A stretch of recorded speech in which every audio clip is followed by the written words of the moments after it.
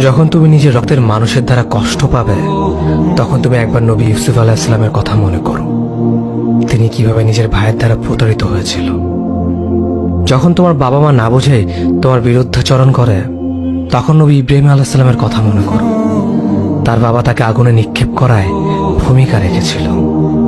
যখন তুমি সমস্যা থেকে পরিত্রাণের জন্য কোনো পথ পাবে না, তখন ইউনুস আলাইহিস সালামের কথা ভেবো। তিনি কতটা সময় তিমি মাছের পেটে আটকা পড়েছিল।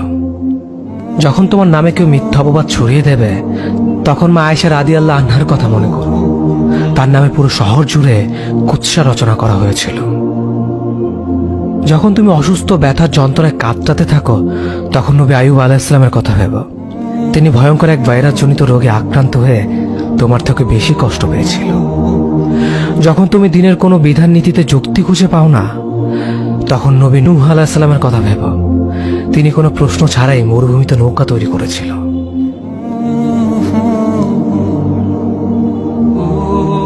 যখন তুমি আত্মীয়স্বজন, পরিবার, বন্ধু বান্ধবের কাছে হাসির পাত্রে পরিণত হও, তখন তুমি শেষ নবী হযরত মুহাম্মদ সাল্লাল্লাহু আলাইহি ওয়াসাল্লামের কথা ভেবো।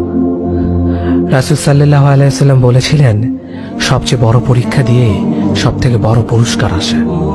যখন আল্লাহ কাউকে ভালোবাসেন, তখন তাকে পরীক্ষা করেন, এবং যে এই পরীক্ষাগুলো মেনে নেয়, সে আল্লাহর সন্তুষ্টি অর্জন করে।